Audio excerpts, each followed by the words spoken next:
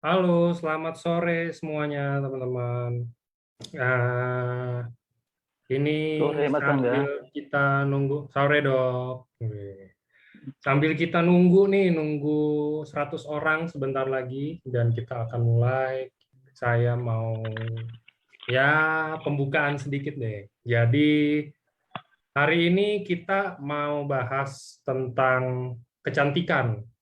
Jadi kalau di minggu-minggu sebelumnya kan kayaknya ya ini sih, maksudnya kayak emang lagi in banget kan topiknya tentang COVID, tentang long COVID, tentang apa aja sih yang harus dilakuin, apa gitulah. Kayaknya panas banget gitu ya, maksudnya di saat ini kita kayaknya udah mulai reda sih kalau menurut saya ya. Kayak bentar lagi kan kita juga PPKM dibuka di tanggal 9, jadi kita udah mulai harus dikit-dikit move on. Ya.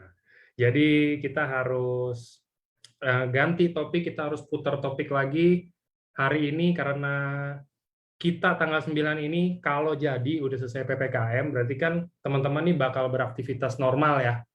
Bakal keluar rumah lagi, kerja lagi mungkin kalau yang kerja kantor atau yang kerja di luar gitu kan. Jadi kita mau bahas sedikit tentang kulit karena kalau kita keluar ya udah jelas ya baju kita itu kulit kalau udah di luar rumah. Karena kalau di dalam kan ya harus dijaga juga, harus dirawat juga. Cuman kalau di luar itu harus ada nilai tambah yang kita lakuin sih untuk kulit, menurut saya. Jadi hari ini kita udah kedatangan Dokter Kiki. Jadi saya dan Dokter Kiki ini akan sharing, akan sedikit sedikit menjelaskan lah kita bilang, menjelaskan tentang salah satu produk kita ini yang serum. Jadi kalau teman-teman, buat teman-teman semua yang belum tahu di AFC ini sebenarnya produknya bukan cuma 3. Produknya ini ada banyak banget. Cuman karena kita di Indonesia, kita sebagai network marketing MLM, jadi kita hanya bikin 3 produk ini sebagai produk utama. Di saat produk yang lainnya itu ada bisa di redeem, bisa dibeli di maintenance shop atau yang apa gitu kan. Jadi hari ini untuk spesialnya kita akan bahas tentang Sensei Suru, satu-satunya serum yang ada di produk utama kita ya. Dan bahan pembuatannya, bahan bakunya itu kan ada banyak banget, tapi hari ini kita khusus bahas hanya yang glutathione karena spesial banget glutathione. Dia antioksidan paling kuat. Dia bisa bagus buat kulit. Kalau misalkan yang oral pun, yang bisa dikonsumsi pun kan ada glutathione itu ada di Subarasi juga, ada di mana juga. Nah itu juga bagus untuk virus. Cuman hari ini kita nggak bahasin tentang virus, kita bahas tentang untuk pemakaian di kulit, untuk pengaplikasian di kulit. Udah hadir, barusan udah sapa-sapaan juga kita, ini udah ada Dokter Kiki. Selamat sore, Dok. Sore Mas Angga, sore. Sore. Iya, Sehat, apa Dok? kabar? Sehat, Baik. apa kabar Mas Angga? Baik dong. Saya kan nggak Eh, keluar-keluar, Dok. Udah 2 minggu Nggak saya di rumah aja. di rumah aja ya. Iya. Oke. Ngeri keluar, Semoga ditutup-tutupin juga jalanan kan. jalanan, iya sih. Ya, jadi kalau Eh, Dokter Kiki ini salah satu medical expert di AFC ya, teman-teman. Jadi salah satu tim ada ini juga lah di AFC ini kita ada banyak banget dokter. Jadi di antara ratusan ribu member itu banyak banget yang dokter yang mungkin tertarik ikut di AFC juga. Biasanya sih kalau dokter masuk ke AFC pertama-tama itu karena tertarik dengan produk biasanya. Nah, jadi kalau dokter Kiki ini bukan ini ya dok ya, bukan dokter spesialis kulit atau apa gitu ya dok ya. Boleh bukan, dong dok bukan. diceritain dok yang kayak biasa. Oke, ya. Assalamualaikum warahmatullahi wabarakatuh. Selamat sore teman-teman semua. Perkenalkan nama saya Dr. Sukri Siagian. Kemudian akrabnya biasanya dipanggil Dr. Kiki. Saya adalah dokter umum yang berpraktisi di bidang estetik atau kecantikan. Nah, kemudian sudah hampir 1 tahun ini saya fokus di AFC. Ya, berkenalan dengan AFC itu pertama kali karena produknya, ya. Nah, karena produknya dan apa namanya dia kandungannya memang powerful ya. baik yang dan kandungan ini terdapat di Subarasi, terdapat di Utsukushi, kemudian juga terdapat di serum sensesuru, yaitu adalah salmon DNA. Nah, sebenarnya kalau salmon placenta, bicara placenta kan sebenarnya sudah banyak sekali ya, tetapi setelah menurut penelitian terupdate, placenta yang paling tinggi itu adalah salmon ovaripeptide atau marine placenta. Nah, saya pertama kali jatuh cinta dengan produknya AFC itu karena salmon DNA. Karena salmon DNA itu masuk kepada suatu bahan yang sangat baru. Dia bersifat memperbaiki kerusakan sel, ya. Nah, mekanisme kerjanya berbeda dengan yang akan kita bahas hari ini. Tetapi begitupun di dalam sensesuru juga terdapat salmon marine peptide atau salmon placenta atau marine placenta, dan juga terdapat salmon DNA. Nah, kemudian bulan ini adalah tepat 1 tahun saya mengenal AFC. Seperti itu, teman-teman.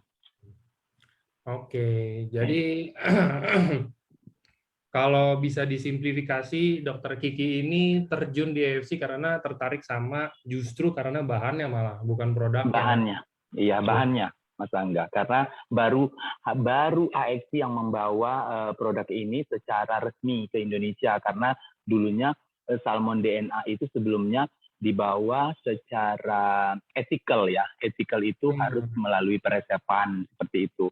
Nah, sementara AFC membawanya kurang lebih mirip seperti OTC atau over the counter ya, bisa dibeli bebas. Kemudian karena di AFC itu kan perusahaan farmasi, cuman pola marketingnya di Indonesia itu secara direct selling atau MLM. Jadi pembelian bebasnya itu langsung melalui individu ke individu. Seperti itu. Okay. Nah, kalau teman-teman tahu, juga salmon DNA itu adalah barang yang premium. Ya, premium. Jadi kalau udah ada yang mau nanya, kenapa harganya segitu, ya itu harganya karena bahannya juga premium gitu. Oke, nah itu sedikit intermezzo aja sih teman-teman, itu sedikit pengenalan ya, maksudnya buat teman-teman yang baru pertama kali join, semenarik itu ya AFC, dan produk-produknya juga ya semenarik itu ya kan, bahkan sampai seorang dokter bisa tertarik ya. Kita, kalau saya sih bilangnya bercanda sama teman-teman yang ini, kalau dokter sampai tertarik, apa saya nih rakyat jelata yang nggak ngerti apa-apa, ya udah sebenarnya harusnya ngikut. Nah, tapi kita juga tetap nggak bisa. Kalau dokter ngikut, yaudah saya juga ikut. Nggak yang kayak begitu juga. Kita tetap harus ngerti juga. Tapi itu menunjukkan kualitas kali ya dok ya, lebih cocoknya. Iya, ya. betul. Kalau seorang dokter aja bisa ikut, kan berarti dia udah lebih mengerti dibandingin kita gitu kan. Nah, satu lagi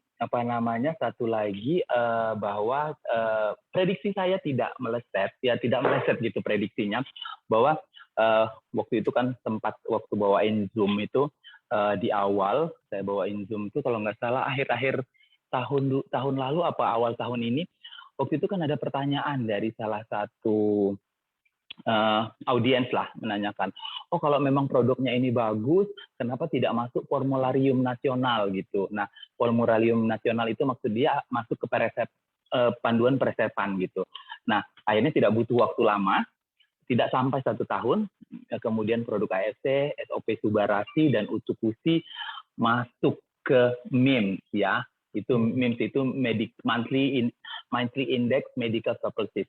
Jadi panduan peresepan. Jadi kalau teman-teman tahu itu dokter pasti punya, apotek pasti punya, apoteker pasti punya. Bentuknya dalam bentuk buku, ya. Nah, bentuk buku, dan itu diupdate secara berkala sesuai dengan update produk-produk kesehatan yang ada di pasaran. Nah, itu sifatnya internasional. Kalau dulu di Indonesia ada namanya ISO atau Informasi Spesialis Obat, juga dalam bentuk buku. Itu daftar di dalamnya ada semuanya. Nah, MIMS ini standarnya internasional. Dan MIMS ini juga biasanya apotek atau dokter sediain itu juga. Nah, saya berharap teman-teman siapa tahu punya akses. Kemarin saya sudah cari-cari sih buku MIMS terbaru. Cuman yang kemarin terbaru itu masih edisi 22. Itu terbitan sekitar Juni kalau nggak salah kata penjualnya, Juni 2021. Jadi pastinya sementara produk kita AFC kan baru terdaftar kemarin ya di bulan Agustus. Kayaknya nanti mungkin di edisi 23. Saya menunggu sekali itu karena apa namanya, it's so powerful bahwa masuk ke situ tidak sembarangan ya, tidak sembarangan untuk dicantumkan di daftar buku tersebut. Dia bentuknya buku kayak tebel. Di situ dia bersama, ibaratnya bersama dengan produk-produk kesehatan lainnya, obat termasuk obat, vitamin, suplemen, dan berbagai produk kesehatan yang memang sudah teruji secara klinis ya, teruji secara klinis, memiliki bukti ilmiah masuk ke dalam MINS. Jadi itu menjadi panduan. Jadi nanti kalau misalnya itu buku itu sudah terbit, kemudian dokter-dokter sudah memegang, kemudian apotek-apotek sudah memegang, apoteker juga sudah memegang, nanti akan tercantum di situ ya. Oh ini ada kayak kemarin saya baca itu di label namanya terapi adjuvan. Jadi untuk membantu memelihara kesehatan. Jadi nanti produk kita ada di situ. Teman-teman kalau memang ada akses untuk mendapatkan buku itu, dijual bebas sih dia di Shopee dan Marketplace juga ada. Cuman belum ada edisi yang terbaru. Jadi belum tercantum di situ. Sementara masih ada di website ya Mas Angga? Masih. Iya, di website-nya. Kalau website kayak update-nya lebih mudah dibandingin cetak buku kan? Iya, karena itu akan dicetak ke dalam buku. Bukunya tebal sekali, ya, tebal kurang lebih segini. Ya. Di dalam itu seluruh obat-obat, vitamin, perawatan medis, bahan-bahan kesehatan akan ada di sana. Nah, seperti itu teman-teman. Jadi itu sudah menambah keyakinan saya bahwa saya tidak salah pilih produk, ya. Saya tidak sedang berpromo, tapi saya berbicara berdasarkan fakta ilmiah ya, bahwa saya memilih produk ini. Juga saya bacakan sebelum berkenalan dengan produk ini juga orang yang mengenalkannya kepada saya juga menyampaikan, oh ini uji klinisnya, ini jurnal ilmiahnya gitu. Walaupun saya sebenarnya sudah tahu gitu salmon DNA itu bermanfaat saat ini untuk memperbaiki proses aging ya. Nah, nanti sore ini kita akan berbicara salah satu antioksidan, induk dari segala antioksidan ya, yang juga sifatnya menjaga sel atau memproteksi sel. Seperti itu, nanti kita bicara secara singkat. Oke. Kemudian mulai aja ya Dok ya. Iya, kita mulai aja.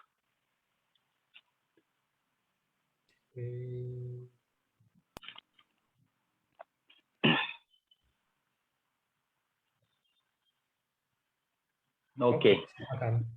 Jadi glutathione itu adalah ibu dari segala antioksidan atau induknya dari segala antioksidan. Nah, sebenarnya glutathione ini adalah suatu zat yang ada di dalam tubuh kita, ya, sudah ada di dalam tubuh kita, sudah ada dalam tubuh kita sejak lahir, tetapi menginjak usia 20 sampai dengan usia selanjutnya dewasa dia jumlahnya berkurang. Padahal fungsinya banyak sekali ya.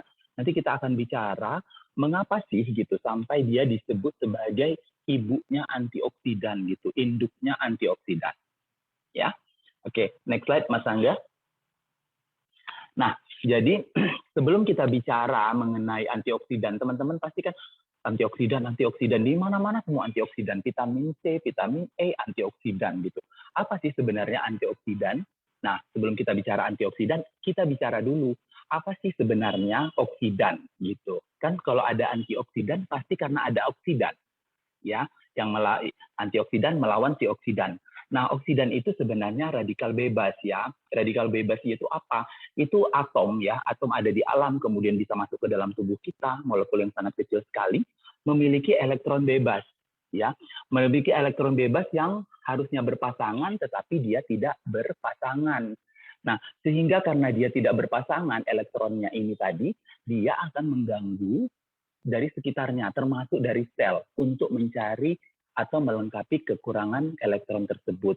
Nah, kalau bisa teman-teman lihat di layar, nah contohnya molekul yang stabil itu seperti yang berwarna biru, Tosca ya, berwarna hijau Tosca itu kan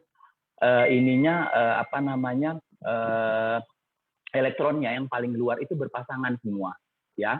Nah, sementara kalau yang atomnya yang tidak berpasangan seperti yang di sebelah kanannya itu yang warna ungu, dia kehilangan tuh yang disilang. Kehilangan, dia tidak punya satu elektronnya, sehingga dia untuk menjadi stabil, dia akan mencari dari sekitar, termasuk dari sel tubuh kita sendiri, dan itu yang akan dirusaknya demi untuk memperjuangkan keberlangsungan hidup dia, gitu.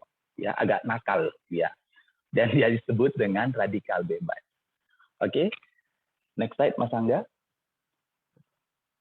Nah, sebenarnya radikal bebas itu dari mana saja sih sumbernya gitu loh. Nah, sebenarnya radikal bebas itu ya bahan-bahan berbahaya atau molekul-molekul berbahaya ini bisa saja masuk ke dalam tubuh ya. Kalau di dalam tubuh jumlahnya tidak tinggi, dia sebenarnya tidak berbahaya. Bahkan dia bisa membantu proses pertumbuhan sel seperti itu. Tetapi dia tidak mungkin tidak tinggi di dalam tubuh karena lingkungan kita saat ini, wah, sumber radikal bebasnya cukup banyak ya. Cukup banyak seperti dari sinar UV, kemudian dari peradangan sendiri, dari penyakit kita sendiri, kemudian dari dari kebiasaan kita merokok, kemudian dari radiasi, dari polusi udara, gitu. Nah, jadi kalau jumlahnya di dalam tubuh kita itu cukup tinggi, ya, dia akan menimbulkan suatu fenomena namanya stres oksidatif, ya. Stres oksidatif itu dia merusak sel, seperti yang saya sebutkan tadi kan. Dia nggak stabil, kehilangan satu elektronnya, dia ngeracau dong ini ke lingkungan sekitarnya, ya, termasuk ke sel. Jadi dia untuk mencuri elektron dari sel itu agar dia stabil gitu. Nah, kemudian karena dia merusak itu di sel tubuh kita akan terjadi namanya stres oksidatif. Sel-sel akan mengalami kerusakan ya. Ini berlaku pada seluruh sel tubuh ya. Nah, berlaku pada seluruh sel tubuh termasuk juga pada sel kulit ya. Jadi dia struktur selnya dirusak, dia merusak DNA, dia merusak protein dan membran sel. Hasilnya nanti sel itu akan mengalami kerusakan ya, mengalami proses oksidatif. Kemudian mengalami proses oksidatif, nanti di slide berikutnya akan ada ilustrasinya.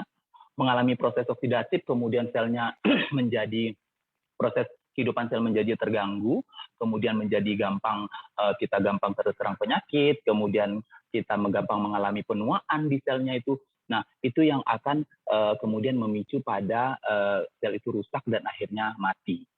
Seperti itu. Nah, oke, next slide Mas Angga. Nah, jadi kalau misalnya dalam berbagai studi fungsi dari fungsi stres oksidatif itu ya, kerusakan sel tadi yang disebabkan oleh radikal bebas itu dapat menyebabkan berbagai gangguan ya. Karena seperti yang saya sebutkan tadi, dia mengacau sel sehat, kemudian sel sehat itu mengalami kerusakan, mengalami penuaan, kemudian rusak, dan dia menyebabkan beberapa gangguan. Misalnya pada gangguan sistem saraf, ada Alzheimer, ada demensia. Kemudian pada penyakit kardiovaskular, ya, menyebabkan penyumbatan pada pembuluh darah. Gangguan autoimun dan inflamasi, ya, seperti rheumatoid arthritis, bahkan kanker. Kemudian dari katarak, kemudian penurunan penglihatan terkait usia juga, diabetes, penyakit degeneratif, dan lain-lain. Jadi radikal bebas itu menimbulkan merusak sel, kemudian menimbulkan stres oksidatif namanya tadi, kemudian sel itu mengalami penuaan dan kerusakan, akhirnya menimbulkan penyakit. Ya. Nah, jadi sebenarnya ini adalah salah satu pathway atau awal dari terjadinya gangguan di dalam tubuh kita. Nah, inilah yang disebut kerugian yang diakibatkan oleh radikal bebas tadi. Ya, oke, next slide, Mas Angga. Nah, contohnya seperti yang ada di layar itu ilustrasinya seperti itu. Nah, misalnya ada tomat segar, kemudian tadi si radikal bebas itu ada di sekitarnya dan dia akan mencuri elektron dari si tomat misalnya. Itu ilustrasinya. Kemudian tomat itu akan menjadi rusak dan busuk, ya. Nah, di bawah sebuah sel yang sehat, ya, kemudian diserang oleh radikal bebas, karena radikal bebas tadi mengambil elektron dari sel nanoma, selnya mengalami proses oksidatif. Nah, gambaran stres oksidatif itu kurang lebih seperti yang ada di layar, ya. Bentuk selnya sudah mulai karena dia bentuk selnya sudah tidak kompak atau tidak utuh lagi, karena dia mulai merusak dari membran sel, ya, lapisan pelindung sel paling luar, kemudian sampai ke DNA dan inti sel, dia dirusak oleh si radikal bebas tadi. Ya, ini bisa kita bayangkan seperti inilah proses kerugian yang diakibatkan oleh tingginya kadar radikal bebas yang ada di alam dan yang ada di sekitar kita. Jadi bisa dibayangkan bagaimana kalau radikal bebas ini terakumulasi banyak di tubuh kita. Makanya kalau teman-teman tahu dari dulu juga begitu kan, disarankan konsumsi antioksidan. Inilah gunanya. Makanya biasanya kalau kita sakit juga dokter akan memberikan antioksidan, ya misalnya vitamin C, vitamin E, itu juga salah satu antioksidan. Nah, inilah kegunaannya, ya, untuk membantu mencegah terjadinya proses stres oksidatif tadi, karena antioksidan itu bisa melawan si radikal bebas. Bagaimana dia melawannya, nanti kita lihat di slide selanjutnya. Next slide, Mas Angga. Nah, si antioksidan itu jadi dia mencegah oksidasi dari molekul lain, ya. Tadi kan si radikal bebas itu dia akan mengganggu sel untuk mengambil elektronnya untuk dijadikan milik dia, karena dia tidak stabil, ya. Seperti yang di tengah itu kan seperti ilustrasi gambarnya, ada radikal bebas, dia menyerang sel sehat, ya. Nah, kemudian sel sehat itu akan mengalami stres oksidatif dan kemudian akan mengalami kerusakan. Nah, fungsi si antioksidan itu yang hijau. Lihat tuh, ya. Bagus sekali ilustrasinya. Dia ngasih tuh kan. Nih, karena dia punya elektron berlebih. Dia ngasih ke si radikal bebas tadi. Nih, kamu saya kasih satu elektron, jangan ganggu sel. Makanya antioksidan itu disebut juga bodyguard of the cell, ya, the bodyguard of the cell. Jadi penjaga sel tubuh kita, ya. Dia ngasih dalam hal ini dia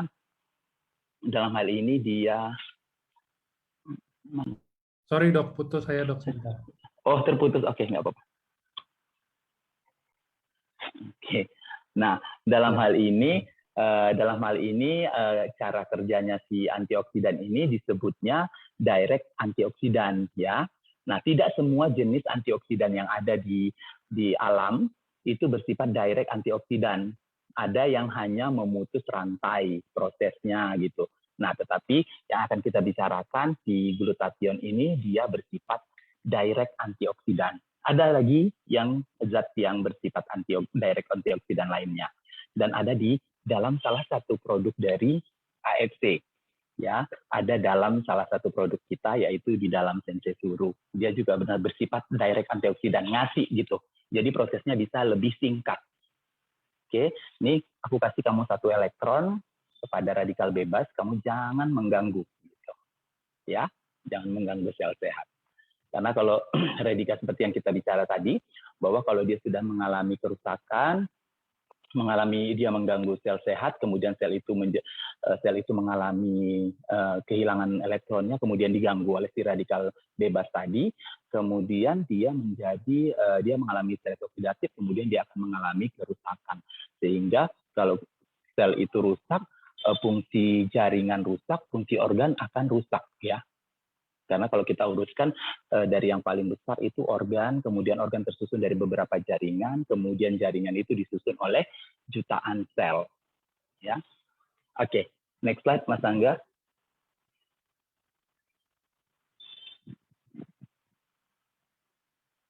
Oke.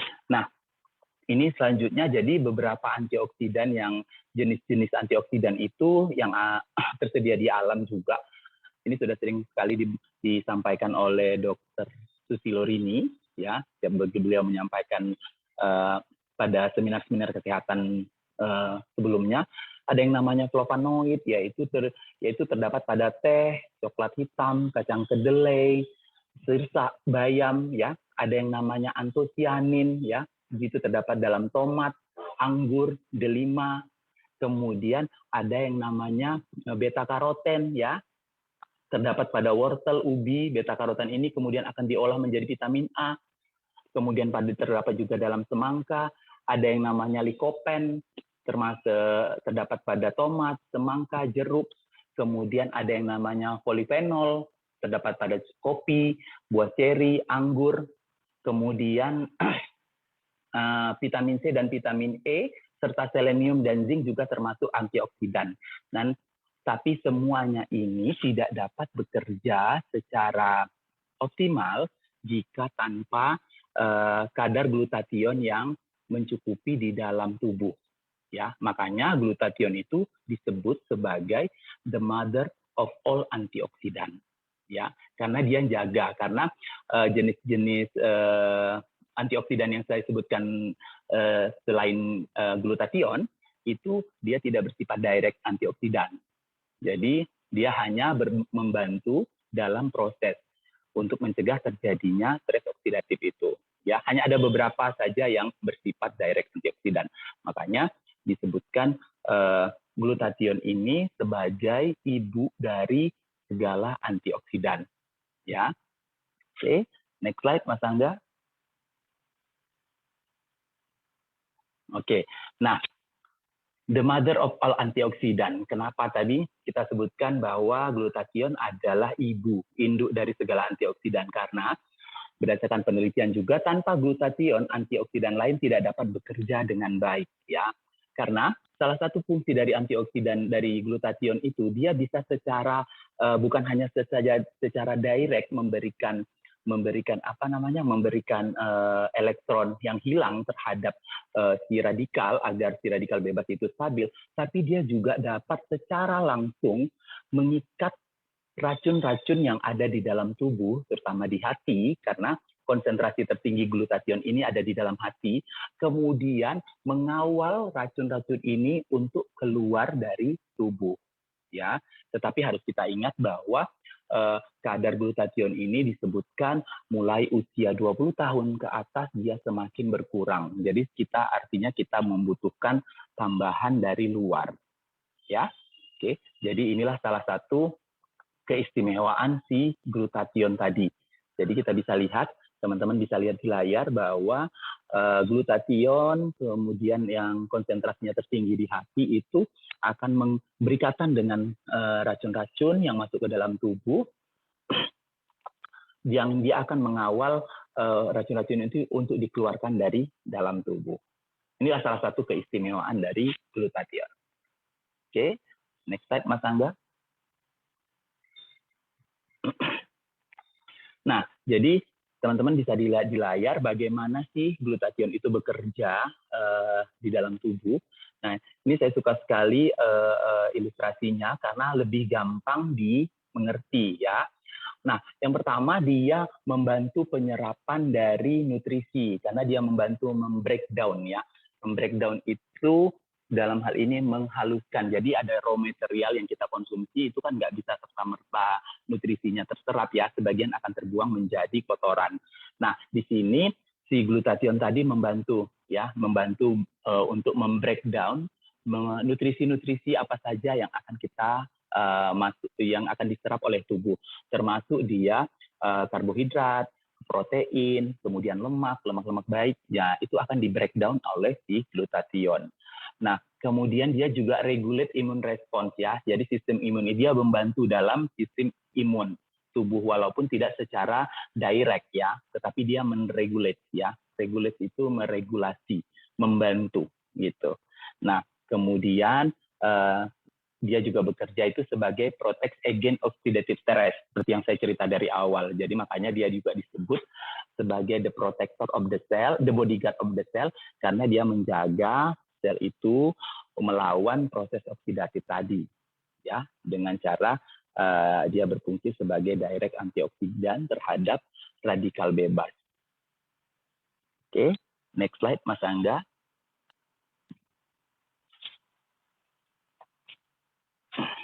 Oke.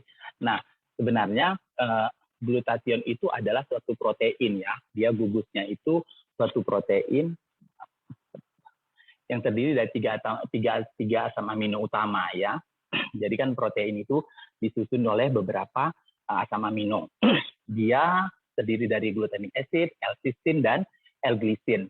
Nah, seperti yang saya sebutkan tadi, glutathione itu secara alami sudah terdapat di dalam tubuh sejak lahir, ya, di dalam dan di luar sel tubuh, ya. Dia sudah terdapat baik di dalam sel maupun di lingkungan sekitar sel dan di seluruh organ tubuh, ya. Nah, kurang lebih sel-sel yang ada di tubuh manusia itu 70 sampai dengan 100 triliun sel. Nah, glutathione atau glutathione sulfihidril itu disintesis di dalam sel dan memerlukan beberapa enzim yang spesifik dalam pembentukannya. Namun, di saat melewati umur 20 tahun, produksi glutathione berkurang sesuai pertambahan usia kita. Ya. Nah, selain itu berkurangnya kadar glutathione di dalam tubuh ini juga disebabkan oleh racun yang toksik-toksik yang masuk ke dalam tubuh, stres, sinar UV yang berbahaya. Makanya kita dianjurkan untuk melindungi kulit dari pengaruh sinar UV, misalnya dengan sunblock, dengan memakai pakaian yang tertutup, atau dengan physical protector lainnya. Walaupun tetap akan ada saja radiasi yang bisa masuk ke dalam tubuh yang dapat merusak sel. Kemudian konsumsi alkohol berlebihan, kemudian polusi, penuaan, kemudian merokok, dan sebagainya. Ya, itu juga menyebabkan glutathione itu kadarnya berkurang di dalam tubuh sehingga kita membutuhkan asupan dari dalam tubuh. Oke. Oh, ada yang menyuruh saya minum. Oh ya, baik, saya minum dulu. Terima kasih. Oke, terima kasih. Next slide, Mas Angga. Nah, kalau dari alam tadi, untuk bahan-bahan alami yang dapat membantu menaikkan kadar glutathione di dalam tubuh, tidak secara langsung, tetapi dia dapat membantu, itu berdasarkan penelitian ada daging merah, ayam, ikan, telur, susu, buah-buahan seperti alpukat, jeruk, pepaya, kiwi, dan stroberi. Ya, itu dapat membantu meningkatkan kadar glutathione yang ada di dalam darah, tetapi ini tidak secara direct.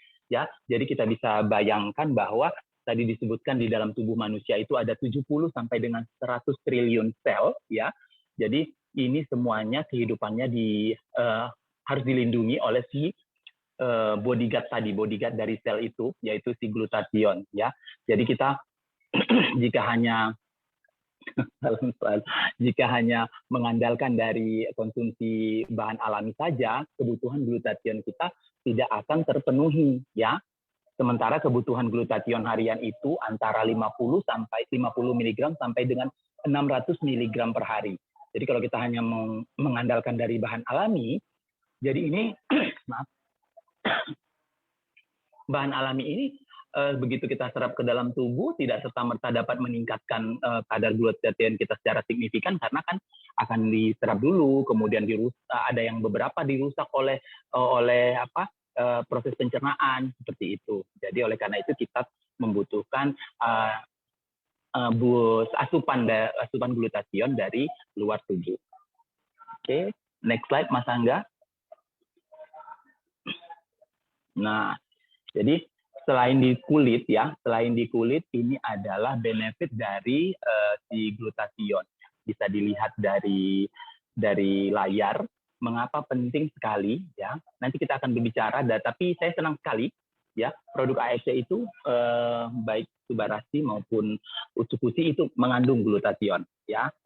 Ini akan menjawab pertanyaan bagaimana sebenarnya kenapa dia bekerja dengan baik ya di tubuh, karena glutathione itu manfaatnya ya selain untuk kulit, dia juga meningkatkan energi ya, karena kalau bodyguard-nya ada, selnya sehat, ya otomatis memang energi kita akan bertambah ya, karena sel-selnya tidak dalam keadaan stres oksidatif ya.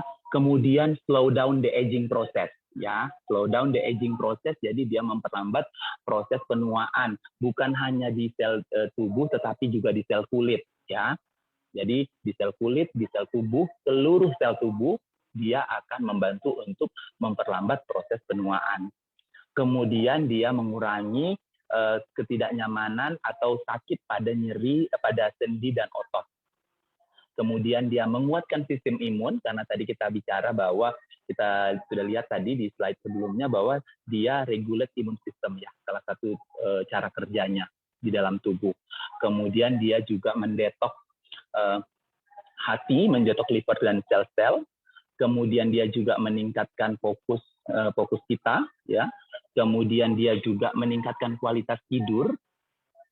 Kemudian dia juga mengurangi stres, ya, mengurangi stres.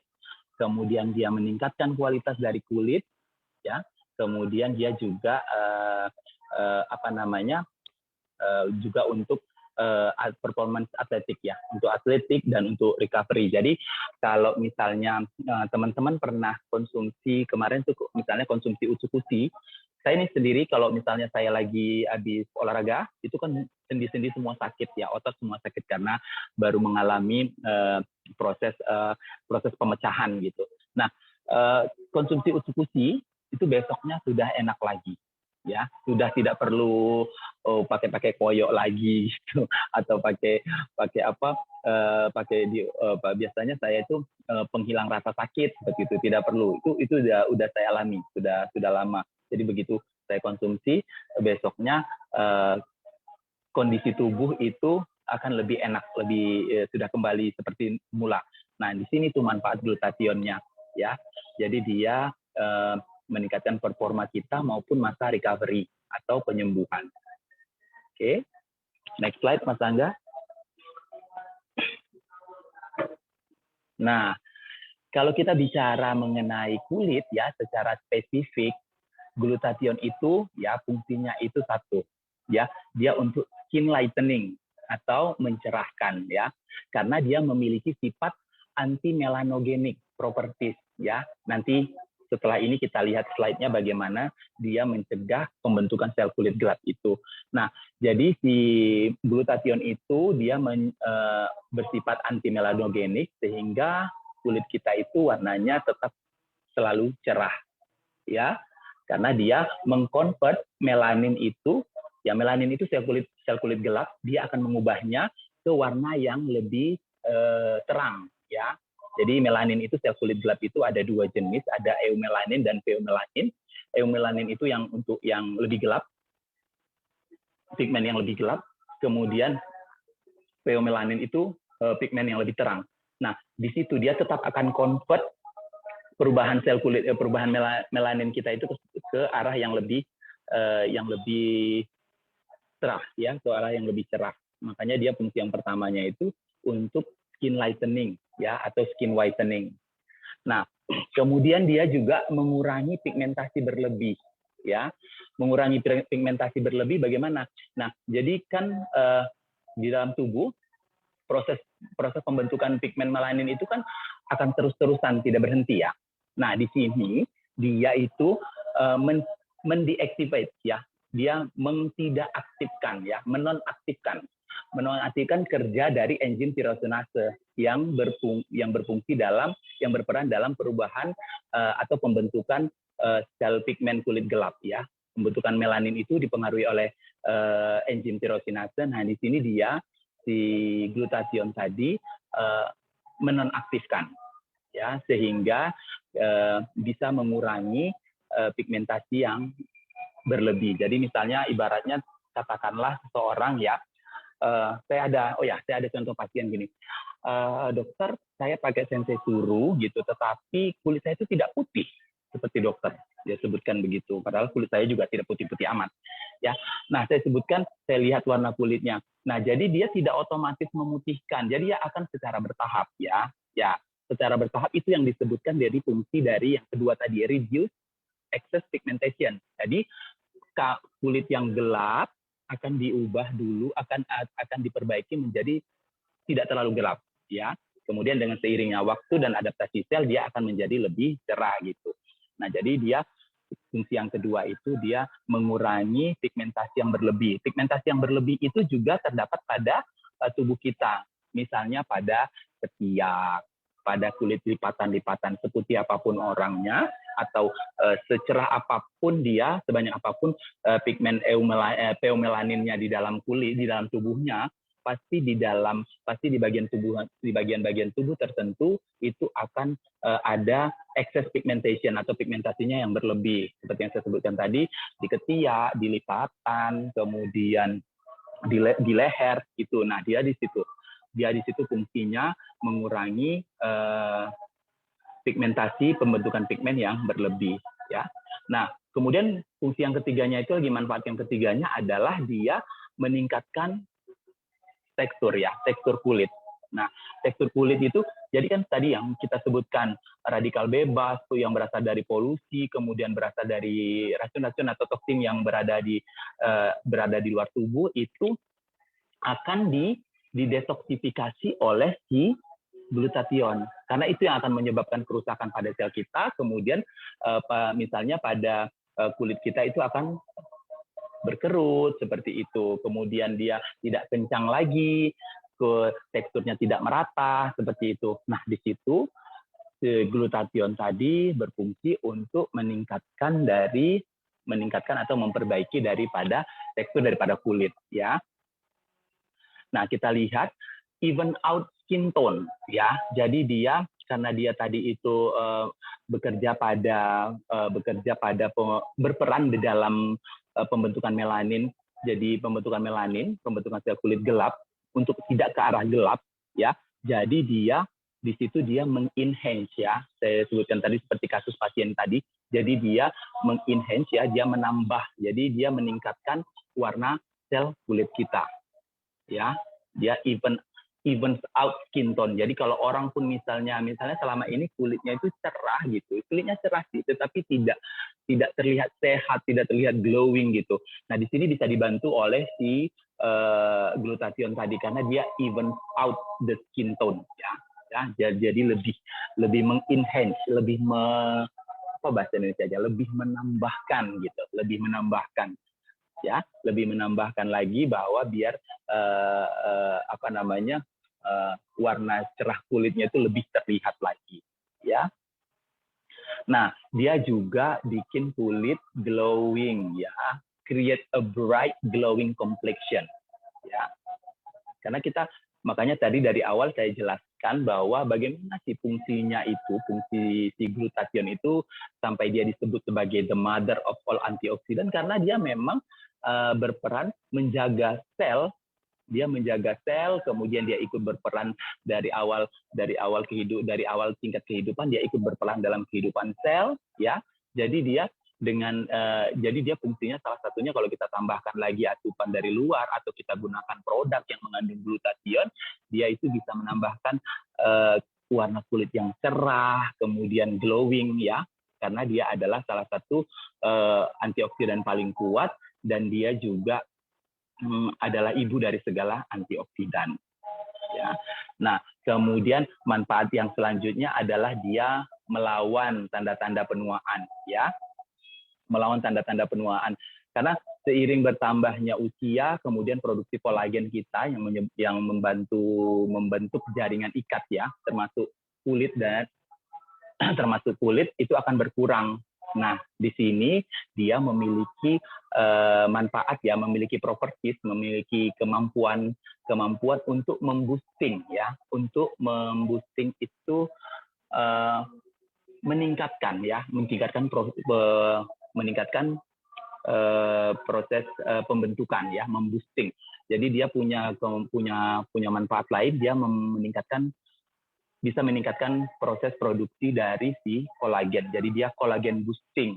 Nah, jadi kalau misalnya pada kulit kemarin kan ada beberapa pasien juga dan beberapa teman-teman menyatakan, dokter, kalau saya gunakan sensei suru di kulit, ya, di kulit yang sedang meradang atau jerawat, dia radangnya berkurang, ya, gitu. Karena apa? Karena si glutathione tadi memiliki anti-inflammatory properties, ya. Jadi dia memiliki manfaat, ya, anti peradangan, ya.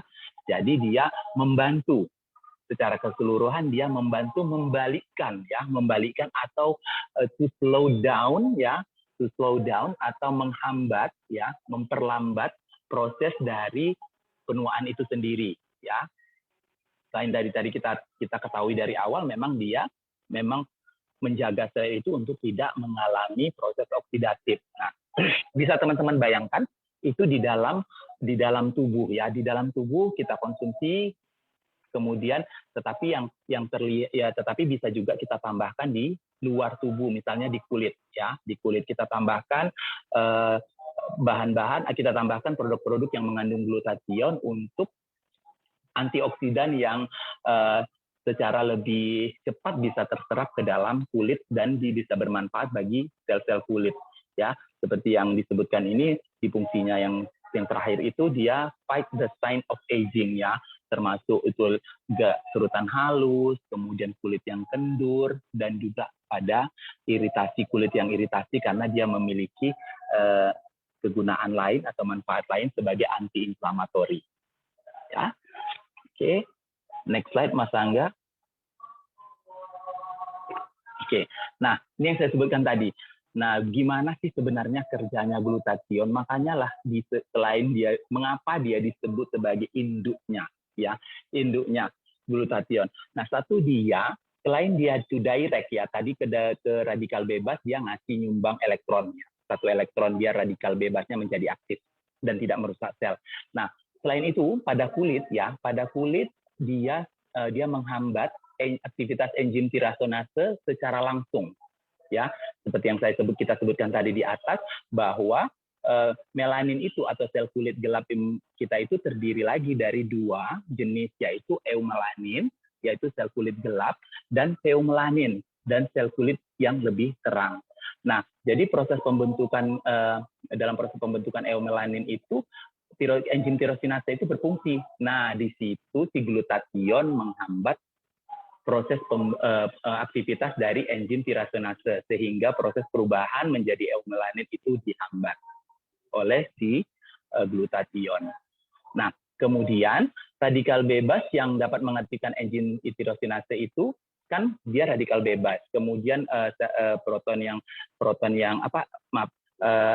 molekul yang kehilangan salah satu elektronnya ini juga dapat mengaktifkan enzim tirosinase. Tadi kita tahu kan radikal bebas itu masuk dari polusi, sinar UV, kebiasaan kita, kemudian polusi. Nah, dia bisa secara langsung mengaktifkan enzim tirosinase. Nah, glutathione tadi dia membersihkan si radikal bebas tadi. Nah, di sini fungsinya sebagai direct antioksidan. Biar si tirosinasenya tidak bangun karena dibangunkan oleh si radikal bebas ini tadi, si molekul yang kehilangan atomnya ini si glutathione akan bekerja, dia namanya scavenger. Scavenger itu kayak memulung ya kalau bahasa Indonesianya. Jadi dia memulung, si glutathione ini akan memulung si radikal bebas ini dengan cara dia memulung atau membersihkan dari tubuh dia dengan cara mengasih elektronnya agar si radikal bebas tadi menjadi molekul yang lebih aktif, menjadi molekul yang lebih stabil. Kalau dia sudah stabil, dia tidak akan dapat merusak sel karena dia udah ibaratnya kelapar kan, dikasih makan dia udah kenyang.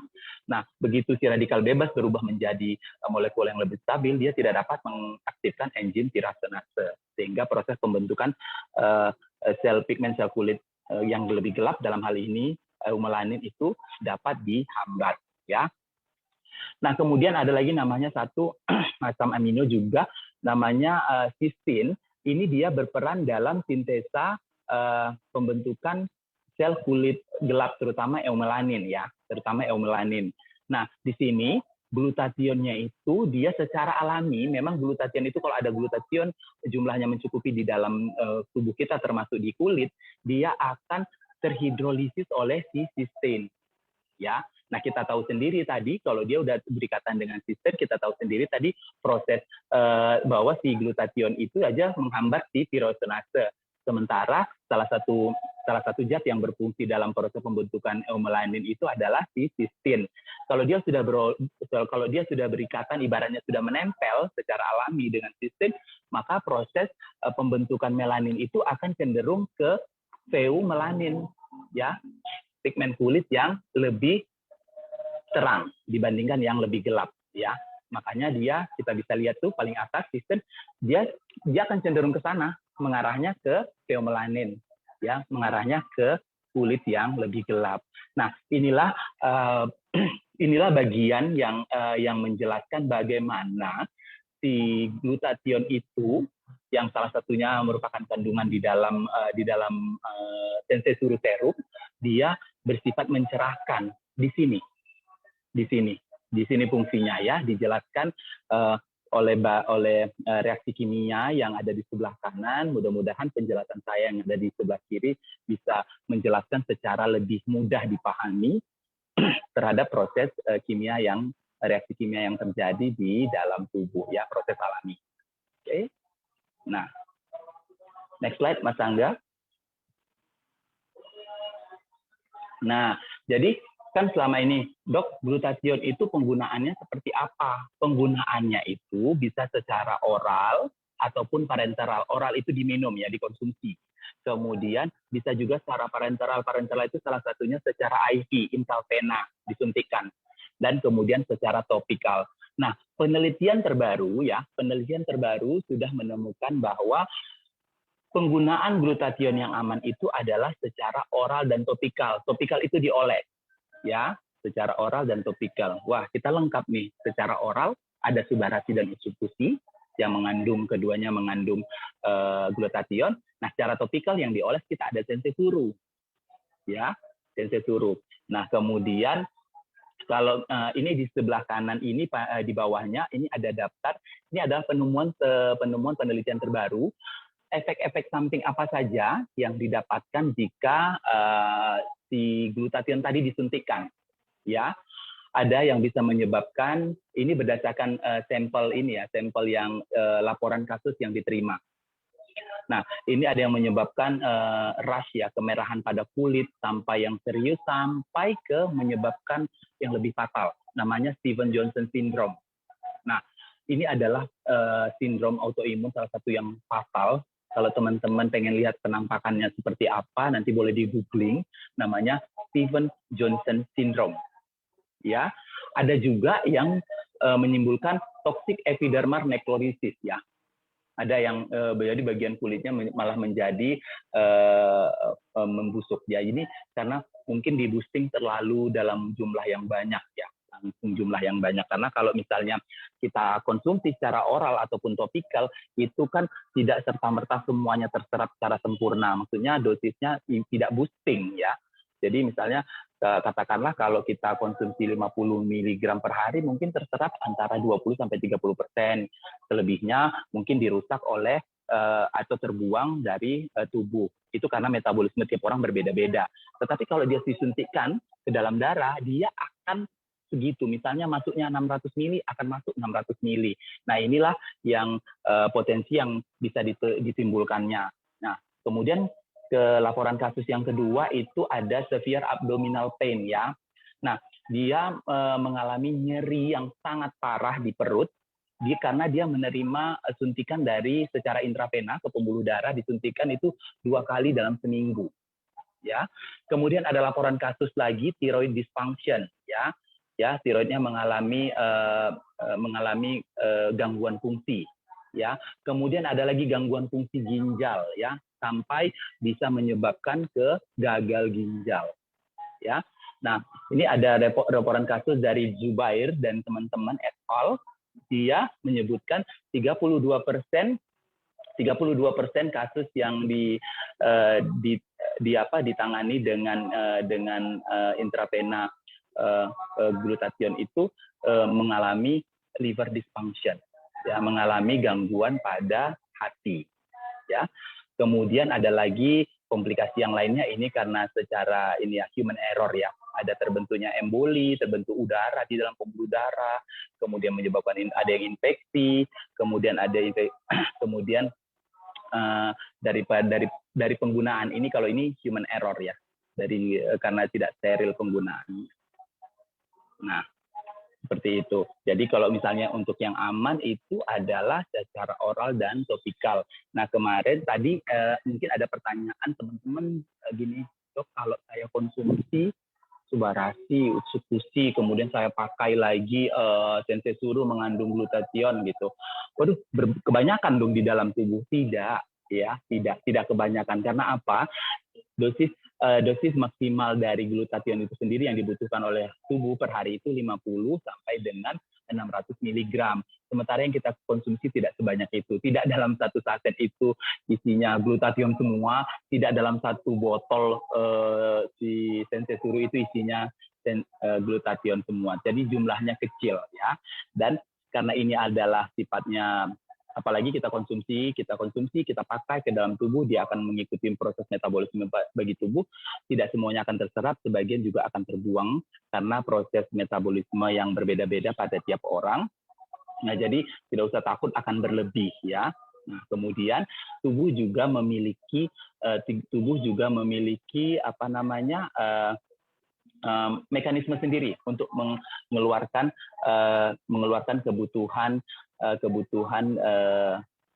mengeluarkan kelebihan dari yang dibutuhkannya. Misalnya vitamin C kebutuhannya, katakanlah si A ini kebutuhannya cuma 100 mg per hari seperti itu ya. Kemudian dikasih dalam 500 mg gitu. Nah, kelebihan itu akan terbuang dari tubuh keesokan harinya, salah satunya melalui urin. Ya, seperti itu ya. Jadi tubuh kita itu cukup canggih sekali. Nah, apalagi ini glutathione ini adalah salah satu pelindung dari sel, the bodyguard of the cell. Jadi fungsinya cukup baik ya, cukup baik. Apalagi untuk kulit seperti yang kita jelaskan tadi, bagaimana dia secara direct itu berperan aktif dalam pembentukan pigmentasi di kulit ya. Nah, itu cukup kerjanya si glutathione itu cukup kompleks ya. Jadi kalau misalnya ada yang bertanya, dokter, kok si A ada yang kulitnya cerah dan si B ada yang kulitnya tidak cerah? Itu kan memang dari awal kelahiran kita memang warnanya kan berbeda-beda. Nah, kemudian memang di dalam tubuh kita memang terdapat glutathione itu ya, yang secara alami. Tetapi kan tadi disebutkan bahwa jumlahnya itu berkurang pada usia 20, mulai usia 20 dan pertambahan usia, kemudian lagi kebiasaan kita masing-masing orang kan beda-beda.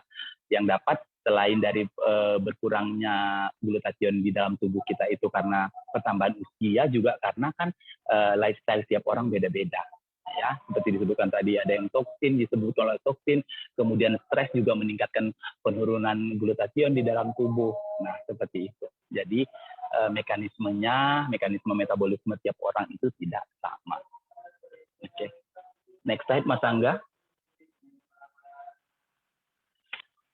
Nah, ini produk di ASC mengandung seperti yang saya sebutkan tadi, di Utsukushi ada, di Subarasi ada, di Sensei Suru ada, di SOP 100 juga ada.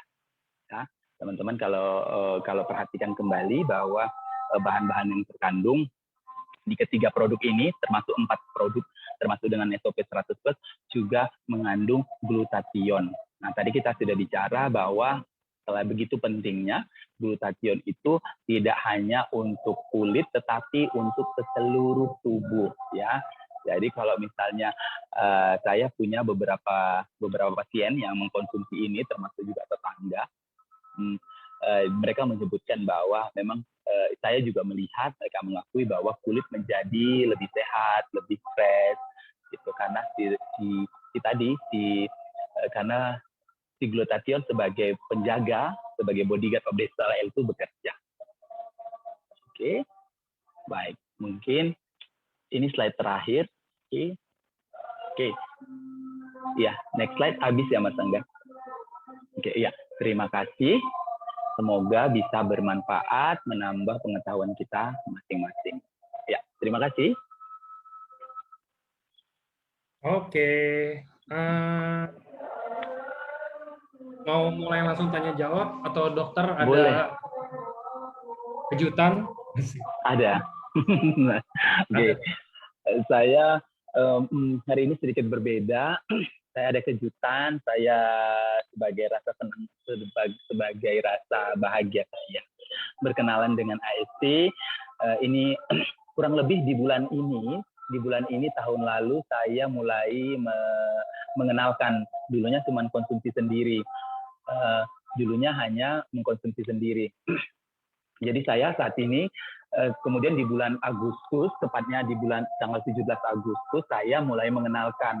Jadi bulan mengenalkan ke teman, kenalan gitu produk AFC. Jadi di bulan ini tepat saya kurang lebih 1 tahun sudah mengenal AFC. Nah, saya mau berbagi rasa bahagia dengan teman-teman. Saya ada satu buah sensei suru, ya. Saya ada sebuah sensei suru. Bukan sensei suru, Hanamai, maaf. Hanamai Essence.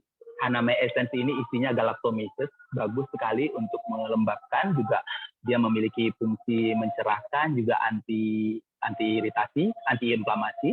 Nah, saya akan bagikan ke teman-teman yang berhasil menjawab pertanyaan saya. Jadi kalau memang kemarin itu mengikuti dari awal di slide yang saya bawakan dulu di awal sensei suru, tetapi kemudian juga sudah ada banner-banner yang dibuat oleh manajemen ASC. Kalau teman-teman perhatikan, di situ juga dituliskan, kemudian slide itu beberapa kali juga dibawakan oleh Dr. Beatrice. Di situ disebutkan, ada satu zat ya, pertanyaannya, ada satu zat di dalam sensei suru, dia bersifat sebagai direct antioksidan. Kita tadi bercerita direct antioksidan, udah tahu ya, nyumbang langsung gitu, tanpa proses-proses lainnya. Nah, ada satu zat di dalam sensei suru yang juga bersifat sebagai direct antioksidan. Ya, silakan segera bongkar file Anda, apa nama zat tersebut. Ya, selain glutathione ya. Nah, selain bahasan kita glutathione, ada satu zat di dalam sensei suru yang mengandung yang juga berfungsi sebagai direct antioksidan. Silakan dibongkar file Anda. Mas Angga minta tolong liatin ya. Oke. Penuh ya langsung chatnya gila. Iya. Aku chat Mas Angga ya, tolong lihatin ini ya Mas Angga. Bentar. Oke, siap.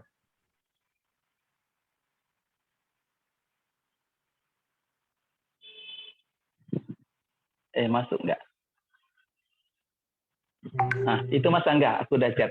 Ya, oke, saya lihatin ya. Itu. Yang pertama ya, Dok ya. Yang pertama yang keberapa, Dok? Yang pertama ya? Dong, yang pertama. Kita lihatin. Oke, minta tolongnya Mas Angga. Siap.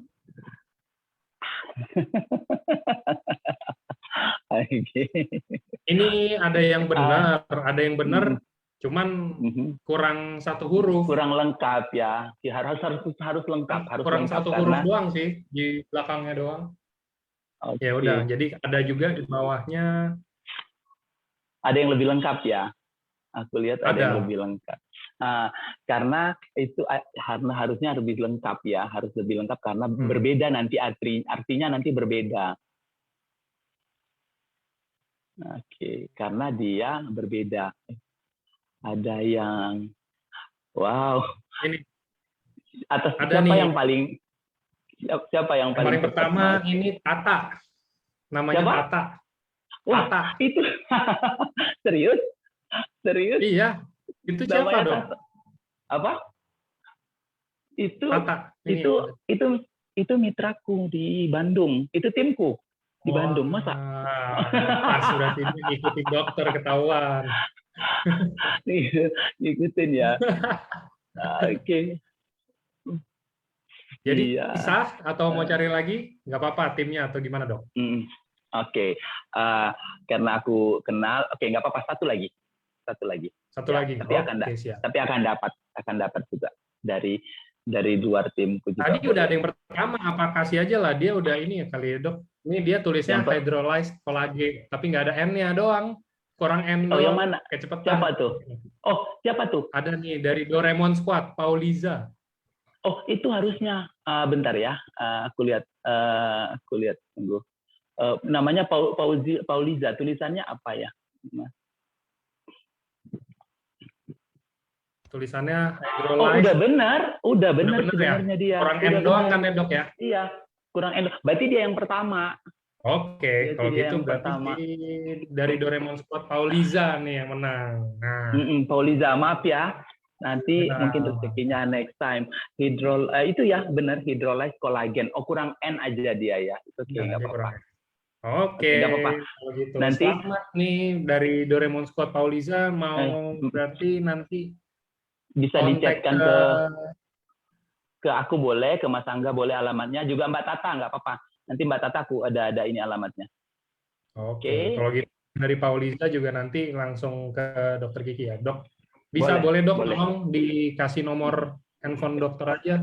Oke, nanti boleh di DM ke IG ku, aku chatkan aja ya di DM. Di DM ini DM-nya, ini IG, boleh IG DM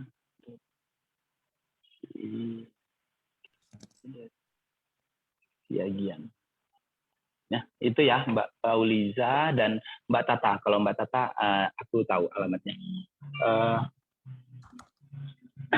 Oke, itu Mbak Pauliza, IG ku nanti di DM ya, di situ alamatnya. Nanti kita kirimkan. Oke? Oke, siap. Iya. Mungkin teman-teman Oke. ada yang ingin ditanyakan. Nah, ini kayaknya udah pada lupa mau nanya, Dok. Udah fokus ke hadiah. Udah fokus ke hadiahnya ya. Oke.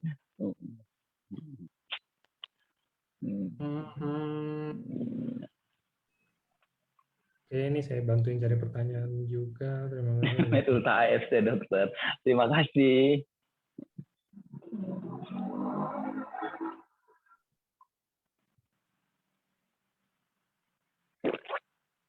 Ada yang bilang, sekarang katanya sensei suruh dok, bagi-baginya. Waduh. Amin. Saya aminkan saja ya. Amin, amin, amin. Oke. Ini ada yang mau nanya nggak teman-teman? Mungkin ada yang belum jelas dari penjelasannya. Ada yang mau nanya di luar ini, maksudnya terkait produk Sensei Suru juga boleh, di luar topik kita hari ini juga nggak apa-apa.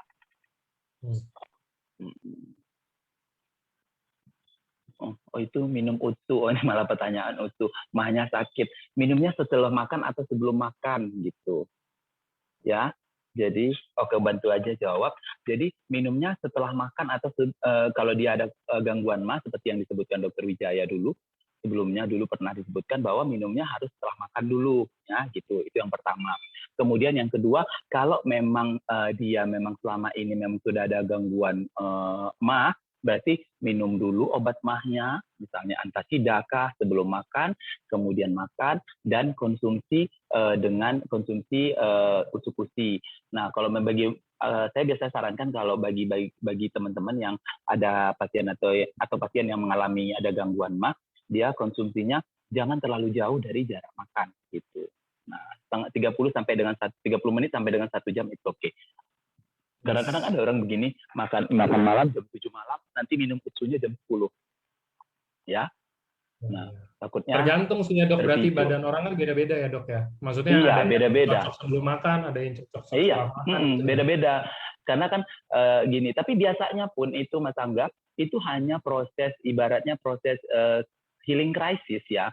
Detox di awal saja, 3-4 hari. Saya juga dulu gitu, awal minum Utsukushi itu malah diare 4 hari. Itu hanya di situ. Jadi perhatikan bahwa misalnya, oh kalau kondisi diarenya nggak terlalu berat, ya sudah tetap lanjutkan. Tapi kalau ada yang sampai berat sekali gitu, saya juga punya pasien, tekniknya adalah kita harus paparkan terus, jangan dihentikan. Nah, misalnya minum obat mah dulu sebelum makan, dia akan ada gangguan mah, kemudian makan, kemudian 30 menit kemudian dia konsumsi si Utsukushi. Nah, bisa kita kurangi lagi dosisnya. Nah, Dokter Wijaya juga sering menyebutkan ini, bahwa kurangin dulu dosisnya. Kalau memang yang takarannya, jangan sampai 1 saset, hanya 1,5 saset dulu. Lihat perubahannya 2-3 hari ini gitu loh. Karena jangan serta-merta begitu dikonsumsi, sekali 2 kali konsumsi mahnya kumat, aduh ini karena Utsukushi, belum tentu juga gitu. Atau dia malah masuk ke proses healing crisis. Seperti itu Mas Angga. Seperti itu yang bertanya tadi. Siap. Oke, ini ada yang tanya, menarik nih dok. Dok, Apa tuh? sensei Ya. suruh kalau dipakai di daerah lipatan kayak di lipatan leher atau ketiak bisa bantu untuk mencerahkan nggak, Dok? Oke. Nah, jadi gini, uh, uh, si sensei suruh itu sebenarnya bahan-bahannya soft sekali ya. Maksudnya dia bekerjanya tidak agresif gitu, dan dia bahan-bahannya bagus sekali. Nah, dia untuk daerah delicate sekalipun, daerah delicate itu yang sensitif itu contohnya bawah mata. Ya, bawah mata itu kan delicate sekali. Kemudian lipatan ketiak gitu, lipatan seperti ketiak dan lipatan itu boleh dipakai, boleh dipakai. Jadi sensei suruh itu boleh dipakai ya. Dia membantu untuk seperti yang saya sebutkan tadi, kan kita sebutkan ada glutathione, kemudian fungsinya untuk reduce excess pigmentation ya. Jadi mengurangi pembentukan pigmentasi yang berlebih. Yang berlebih dimaksudnya di situ ya seperti yang saya sebutkan tadi itu di daerah-daerah tertentu di tubuh ya, misalnya di ketiak gitu. Nah, misalnya kalau orang pun maaf ya, kalau orang kulitnya fair sekalipun, terang sekalipun, di bagian sini ya, di bagian atas sini pertemuan bahu atas dengan sini itu pasti akan sedikit lebih gelap karena dia daerahnya kecil dan dia terlipat gitu. Yes. Boleh dipakai untuk yang nanya tadi. Oke. Nah, Urutan Dok, ini terbaik. juga ada yang tanya, Dok. Kalau kondisinya umur udah tua, terus emang kita udah kena penuaan kulit. Nah, terus kalau kita konsumsi utsukushi dan kita pakai sensei suruh, apa bisa dipulihin? Maksudnya, kalau yang udah terlanjur penuaan kan selama ini kan kita brandingnya nih anti penuaan gitu ya, Dok. Tapi kalau yang udah Ya. terlanjur tua, udah terlanjur kena penuaan, itu bisa sampai mana recovery-nya? Oke, nah jadi sebenarnya kalau misalnya tadi kan dia kan fungsinya tadi tuh memperbaikin ya, salah satunya menjaga sel, kemudian dia juga bisa berfungsi dalam perbaikan sel. Sebenarnya ya si glutathione ini yang terkandung di dalam subarashi dan utsukushi itu juga bagus ya untuk melawan efek penuaan seperti yang kita lihat tadi di slide yang fungsi benefit dari glutathione kan dia reverse aging process ya. Nah, jadi di situ bisa kemudian penggunaan lagi secara topikal, jadi manfaatnya bisa lebih optimal. Seberapa? Nah, ditanya ini seberapa? Seberapa persen besarnya itu tiap orang pasti beda-beda. Ya, tiap orang beda-beda tergantung dari metabolismenya, kemudian toleransi tubuhnya gitu. Nggak bisa kita serta-merta sebutin, oh ini 70 tahun pakai 2 bulan, aduh lu udah langsung kinclong. Tetapi tiap orang pasti proses metabolisme tubuhnya beda-beda sehingga hasilnya juga akan berbeda. Tetapi kalau ditanya apakah bisa iya gitu loh. Nah, tetapi pada kondisi-kondisi tertentu ya, misalnya garisan kerutan halusnya itu bukan lagi hanya garisan tetapi sudah merupakan lipatan di wajah ya, seperti di garis senyum, seperti di bawah mata. Dia kalau dalam istilah medisnya juga udah menjadi fold ya, bukan lagi lines, sudah menjadi menjadi garis yang hampir bersifat permanen. Permanen itu gini, dia tanpa berekspresi pun itu sudah ada. Nah, tetapi kalau misalnya yang ringan tuh kan, yang dynamic wrinkle, dia ketawa gitu, oke, celah senyuman akan terbentuk gitu. Tapi setelah ekspresi selesai itu akan kembali. Itu namanya masih dynamic. Tapi kalau misalnya ada yang sudah nggak ketawa pun celah itu sudah ada, itu namanya statik. Nah, itu kita butuh lagi treatment yang lebih ibaratnya yang lebih ekstra lagi. Misalnya dengan filler kah gitu, atau misalnya yang lebih ekstrim lagi dengan operasi plastik seperti itu ya gitu. Tapi kalau ditanya apakah bisa memperbaiki, boleh, bisa, karena glutathione itu melawan atau membalikkan reverse aging process gitu, Mas Angga. Oke.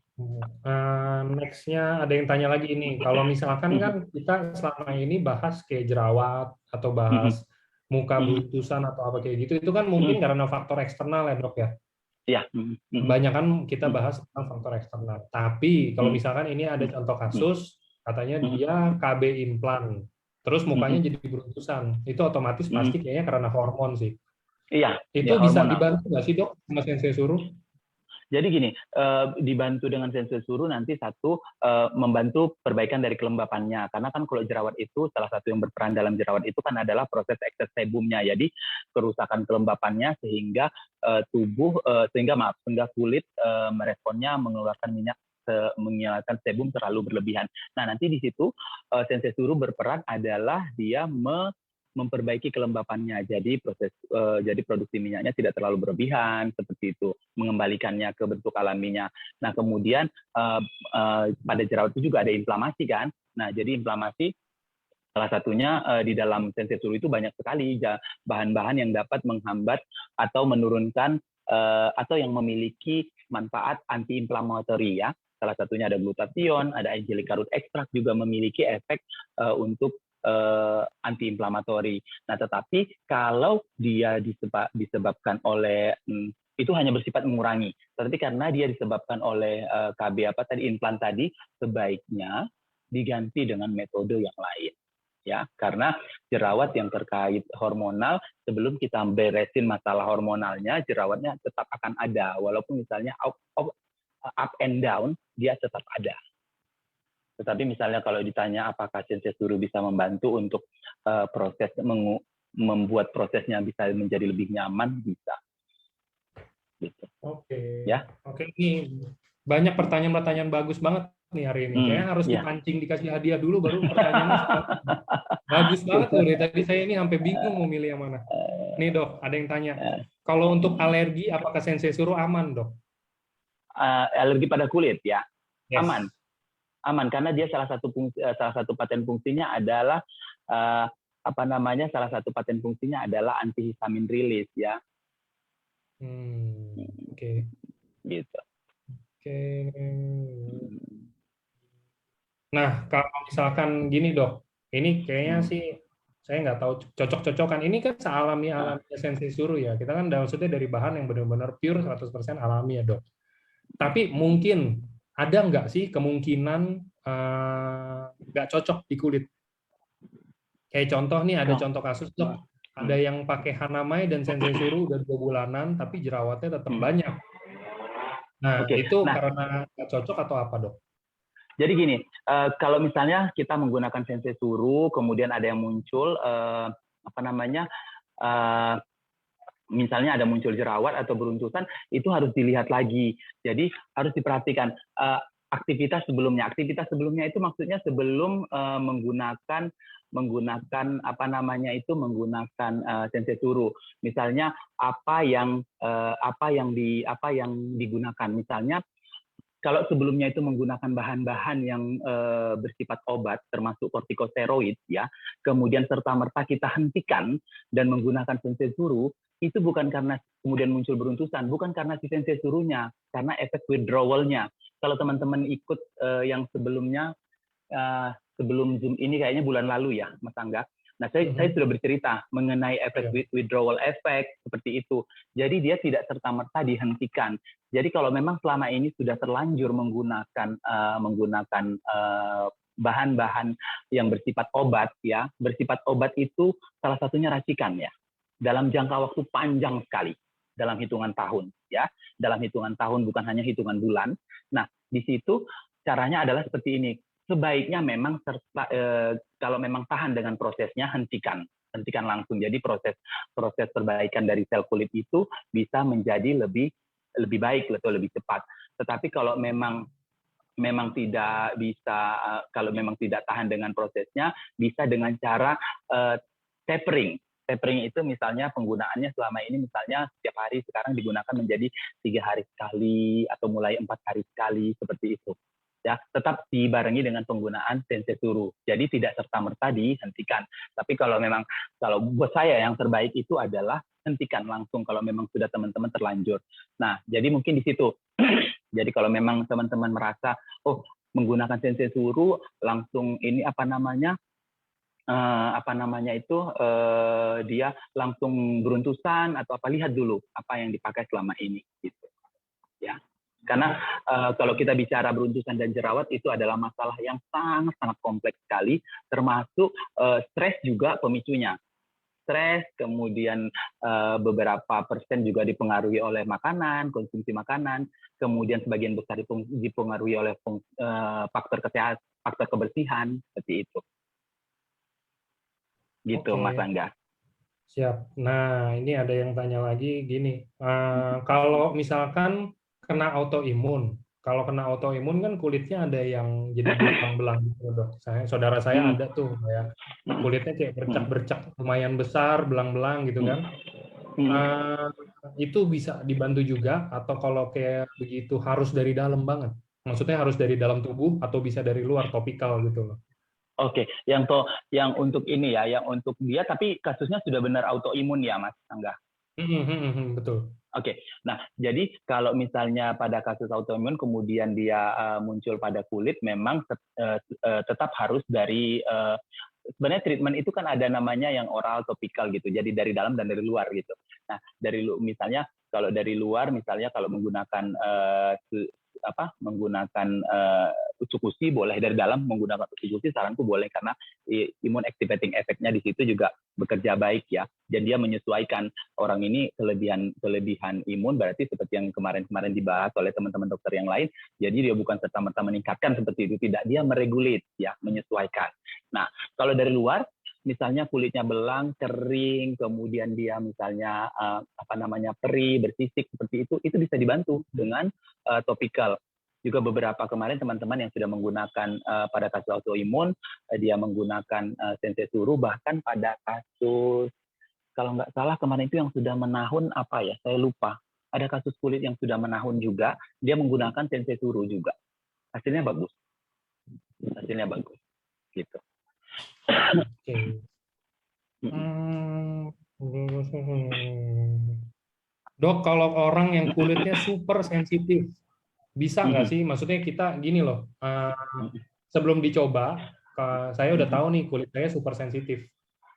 Nah, selama ini saya pakai skincare dari dokter, ya dokter gitulah yang namanya inisial apa segala macam kayak gitu. Nah, pakai yang dari gitu-gitu. Kira-kira kalau saya mau pindah ke Sensei Suru, yang harus saya perhatiin apa? Karena contoh kalau dari dokter itu kan berarti kan pasti saya punya permasalahan kulit yang saya udah konsultasiin gitu kan. Nah, kalau Sensei Suru ini apakah general, Dok? Maksudnya untuk semua jenis kulit yang permasalahan kulit atau apa-apa gitu loh, mungkin maksud pertanyaannya. Nah, sebenarnya kan sensei suru ini all skin type ya, untuk semua jenis kulit ya, walaupun nanti misalnya, nah pada kasus seperti yang kulitnya yang super sensitif atau sangat sensitif sekali, sebelum menggunakan sensei suru sebaiknya melakukan skin test ya. Skin test itu bisa dites di belakang kuping atau di daerah kulit di daerah bawah sini gitu, dan biarkan dalam waktu 12 sampai 24 jam. Itu memang prosedur yang sudah lumrah untuk dilalui ya. Nah, nanti kita lihat di situ. Tapi kalau misalnya ditanya apakah harus lepas dari produk itu, kita lihat lagi kulitnya beneran sensitif atau tersensitisasi. Ya, nanti bisa scroll ke bawah di postingan saya. Saya dulu pernah posting mengenai kulit yang sensitif dan tersensitisasi. Ya, jadi secara umum kulit yang sensitif itu dibawa dari udah lama, dibawa dari kita masih kecil. Ya, nah tapi kalau misalnya di kulit sensitif itu ditemukan di tengah jalan dengan pertambahan usia, biasanya karena tersensitisasi. Banyak sekali yang faktor-faktor yang mempengaruhi sensitized skin ini. Jadi salah satunya misalnya kebiasaan kita. Saya menemukan beberapa orang yang gini, dia sih pakainya biasa-biasa aja, skincare drugstore gitu. Tetapi kalau dia menggunakan toner itu, ampun, dia setiap hari itu menggunakannya dengan kapas, diusap gitu, sampai kulit mengalami abrasi ya. Abrasi kulitnya terjadi, pelindung kulitnya menjadi rusak. Dia baru ngeluh, iya mukaku ini sensitif sekali, padahal kulitnya bukan sensitif, adalah tersensitisasi.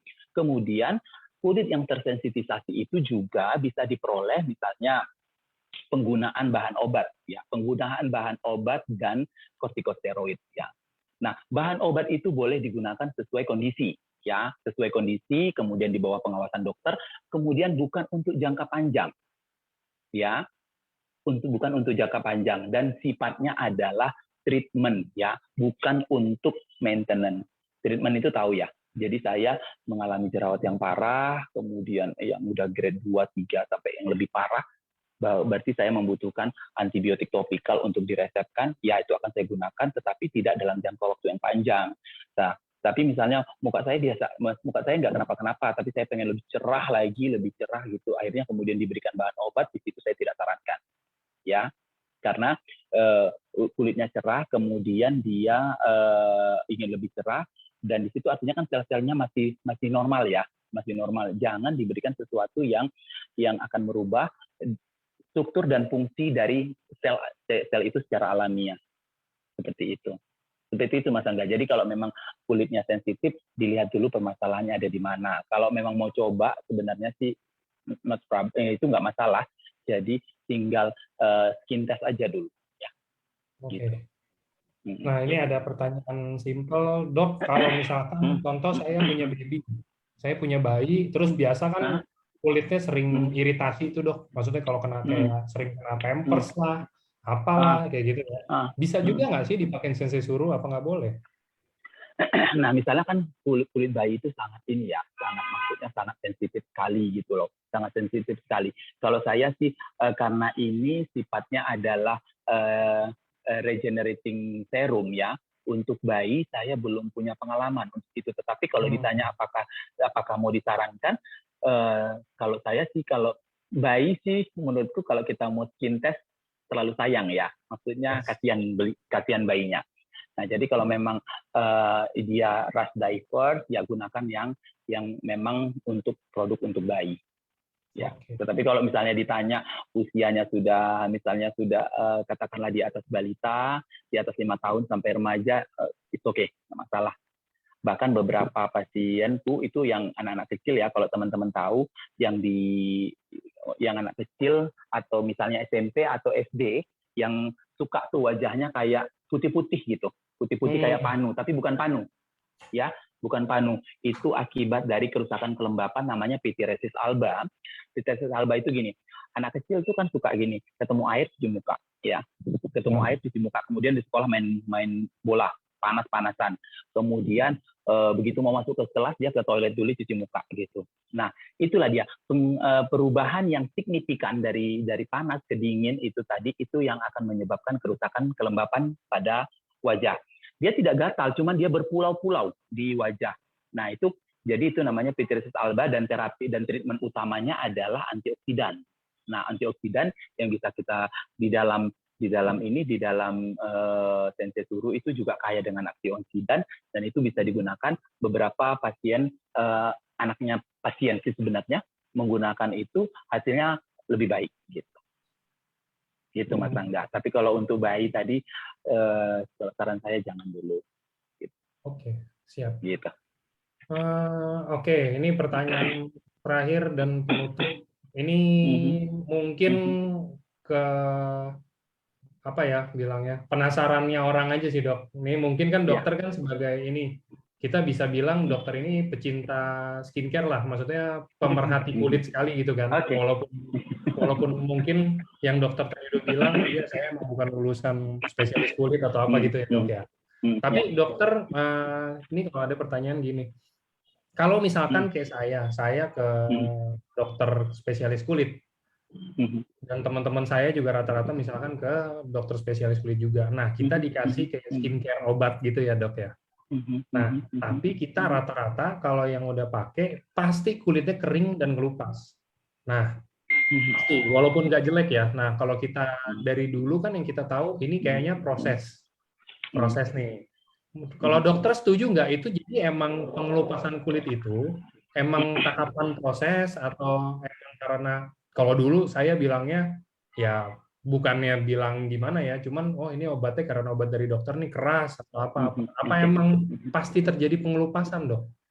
Oke, jadi gini, misalnya pada kasus akne kita akan memberikan salah satunya derivat vitamin A, ya turunan vitamin A kita akan berikan karena memiliki properti untuk membantu perbaikan dari akne. Nah, efek samping dia adalah memang kelembapannya sangat turun. Kelembapannya dia akan menyebabkan kulit kering, kemudian dia kulit menjadi lebih kering dan dia mengelupas gitu. Nah, itu sebenarnya kalau dulu kan dulu itu diberikan terpisah. Nah, kalau sekarang contohnya gini, turunan vitamin A itu salah satunya adalah retinoid ya. Retinoid itu fungsinya juga untuk jerawat, untuk anti aging juga ya, untuk anti aging juga. Sifat mengeringkannya itu sangat kering. Nah, dan sekarang itu ditambahkan, misalnya dia ditambahkan dalam pelembab, misalnya di dalamnya ada squalene kah gitu, ada sika kah gitu. Jadi banyak. Nah, jadi kalau misalnya teman-teman mengalami misalnya menggunakan produk itu kemudian wajahnya agak terasa kering, kita tambahkan pelembab ya, kita tambahkan pelembab ya. Nah, pelembab yang bisa ditambahkan salah satunya propertisnya dari esensi suru bisa. Nah, tergantung dari urutannya tergantung dari produk yang digunakan. Kalau memang dia produknya dalam bentuk serum, bisa nanti setelah produk itu kemudian ditimpa dengan sensesuru ya, double layer jadinya. Tetapi kalau memang dia bentuknya adalah krim, berarti masuk dulu sensesuru, kemudian krim adalah yang terakhir. Nah, ini sekaligus saya menjawab dari pertanyaan, ada tadi saya lihat urutannya sebenarnya apa. Nah, urutannya sebenarnya adalah sabun. Jadi ini saya urutkan secara lengkap, ya, walaupun teman-teman di rumah mungkin jarang melakukan ini. Jadi urutannya sekarang itu yang terbaik itu, untuk hasil terbaik itu, kalau Korea kan sampai 10 step, sebenarnya akan saya sederhanakan. Jadi gini, double cleansing. Ya, double cleansing itu proses pembersihan, ada oil cleanser atau atau cleansing balm atau make cleanser, kemudian masuk ke face wash ya, kemudian double cleansing, double toning ya. Tapi double toning ini juga tidak digunakan setiap hari, hanya dalam proses tertentu ya, double toning. Nah, kalau memang tonernya cuma satu, oke, cukup satu. Kemudian masuk ke selanjutnya. Nah, selanjutnya bahan yang akan digunakan yang konsentrasinya lebih light, lebih encer. Dari toner bisa menuju ke ini essence ya. Ini salah satu contoh karena saya lagi pegang ini salah satu contoh essence. Nah, kemudian setelah essence masuk ke konsentrasi yang lebih tinggi, yang lebih pekat. Konsentrasi yang lebih pekat itu apa? Konsentrasi yang lebih pekat itu misalnya kalau produk AHC itu adalah sensesuru ya. Sensesuru lebih pekat daripada Hanamide. Nah, essence, kemudian serum, kemudian dia dalam langkah selanjutnya adalah krim. Ya, jika teman-teman di rumah ada krim apa, boleh ditambahkan. Makanya penggunaan sensesuru di siang hari pun sensesuru dulu, baru kemudian sunblock ya. Karena sunblock itu konsentrasinya lebih pekat dibandingkan serum. Ya, begitu Mas Angga. Oke, berarti kalau bisa juga nggak digabung ya dok ya. Kalau misalkan saya masih pakai obat dari dokter kulit, nggak boleh digabung sensesuru gitu berarti ya, atau gimana cara pemakaiannya yang tepat? Sebenarnya kalau memang produk itu sebenarnya jangan dicampur-campur, tetapi kalau ada indikasinya gini, saya kemarin tuh ada dapat pasien gini, dokter saya itu memang beruntusannya kulitnya itu dia agak jerawatan tapi sudah dalam proses penyembuhan gitu, sudah tidak terlalu meradang lagi lah jerawatnya, tetapi obat yang dipakai itu masih baru digunakan, kemudian dia ingin mencoba gitu, apa yang bisa saya lakukan? Dia sebutkan begitu, apa yang bisa saya lakukan? Oke, boleh itu boleh setelah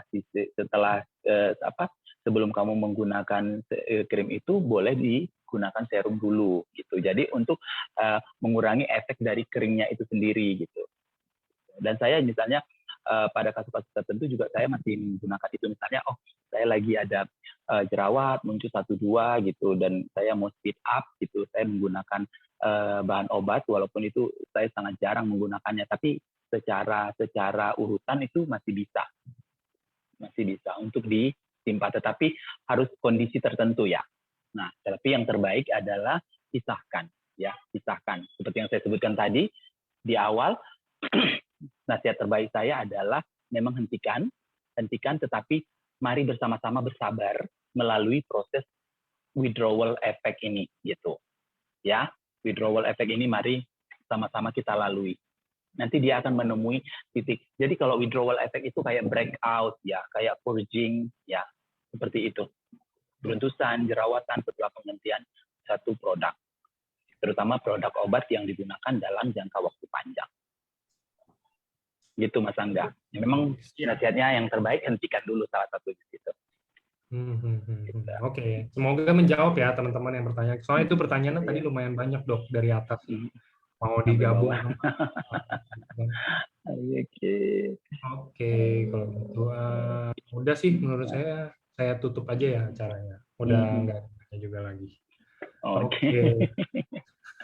Sampai Thank you ketemu, ya teman-teman. Nanti yang selamat berakhir menang pekan. tadi kontak dokter Kiki ya di Instagram ya.